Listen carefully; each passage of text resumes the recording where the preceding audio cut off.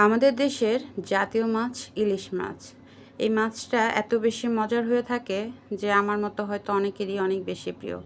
আর সর্ষে ইলিশ হলে তো কথাই নেই।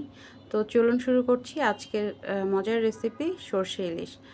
আর এই সর্ষে ইলিশ করতে আমার অবশ্যই লাগছে ইলিশ মাছ। সেখানে আমি 6 পিস মাছ নিয়ে নিয়েছি। সেখানে হলুদ আর লবণ দিয়ে আমি মাছটা একটু ভালো করে মাখিয়ে নিব।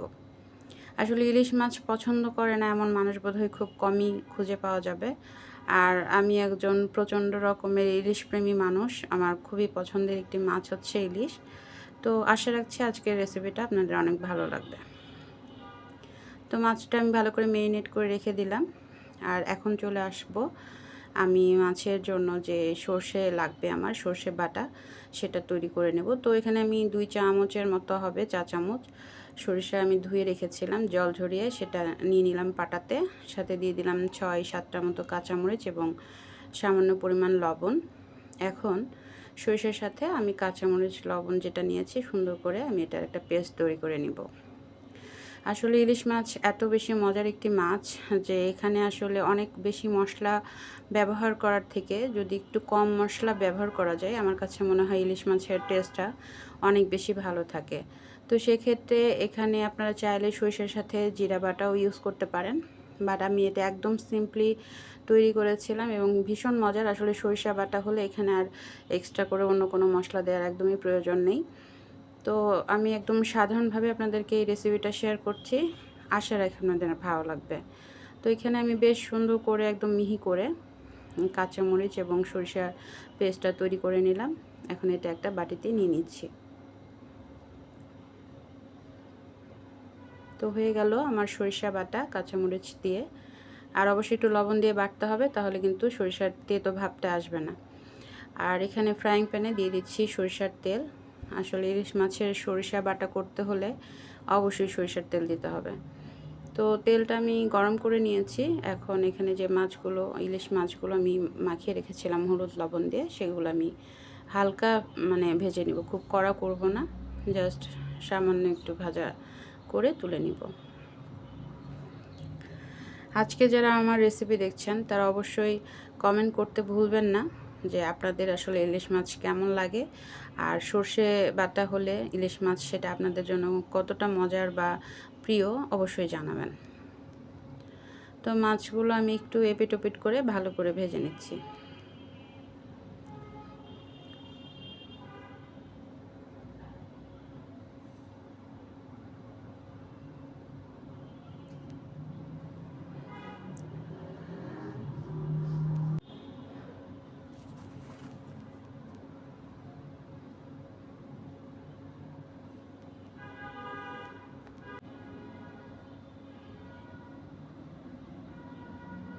মাছগুলো আমার ভাজা হয়ে গেছে, আমি তেল থেকে উঠিয়ে নিচ্ছি।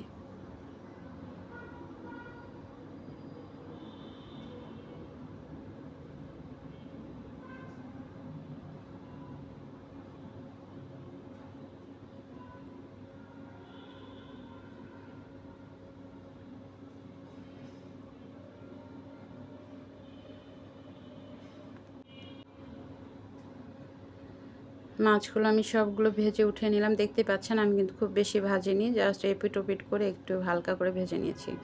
আর এখন এই তেলের মধ্যে দিয়ে দিচ্ছি আধা চা চামচের মতো গোটা জিরা এবং 3টা কাঁচামরিচ দিয়ে দিয়েছি। এখন একটু জিরা কাঁচামরিচটা হালকা ভেজে নিয়ে এখানে আমি যে সরিষা এবং কাঁচা মরিচ দিয়ে বাটা করেছিলাম সেটা দিয়ে দিলাম। আর এটা তেলে দিয়ে খুব বেশি আমি ভাজবো না, জাস্ট একটু তেলের সাথে মিশিয়ে নিয়ে এখানে আমি যে বাটি দিয়ে এটা দিলাম সেই বাটিরই 1 বাটি, ছোট একটা বাটি, আমি একটু জল দিয়ে এটা একটু কষিয়ে নেব মশলাটা। এখানে দিয়ে দিচ্ছি পরিমাণ মতো হলুদ এবং পরিমাণ মতো লবণও দিয়ে দিব, যেহেতু আগে লবণ দিয়েছিলাম সো সামান্য পরিমাণ দিলাম। এখন মশলাটা আমি জাস্ট একটু হালকা কষিয়ে নিয়ে তারপর এখানে ঝোলের জন্য আর একটু জল আমি অ্যাড করব। আমার মশলাটা কষানো হয়ে গেছে দেখতে পাচ্ছেন। এখন আমি এখানে হাফ মগের একটু বেশি হবে আমি জল দিয়ে দিলাম, যাতে মাছটা শুধু ভালোভাবে সিদ্ধ হয়। আর যেহেতু ইলিশ মাছ আমি হালকা ভেজে নিয়েছি, অলমোস্ট অনেকটা সিদ্ধ হয়ে গেছে, জাস্ট সামান্য একটু সিদ্ধ করার জন্য যেটুকু জল প্রয়োজন ছিল আমি সেটুকুই দিলাম। আর ঝোলটা ফুটে ওঠার পরে এখানে আমি মাছগুলো দিয়ে দিলাম।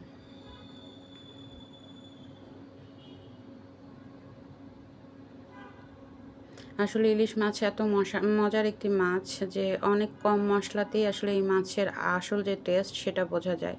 আপনারা কেউ চাইলে এখানে জিরার সঙ্গে মানে সরিষার সঙ্গে জিরা বাটাও ইউজ করতে পারেন।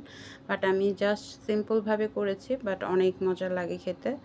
আসলে সরিষা বাটা ইলিশের যে রেসিপিটা এটা খুব সিম্পল হলেও খেতে খুবই মজার, এবং গরম ভাতের সাথে তো বলাই যায় না, মানে অনবদ্য লাগে খেতে।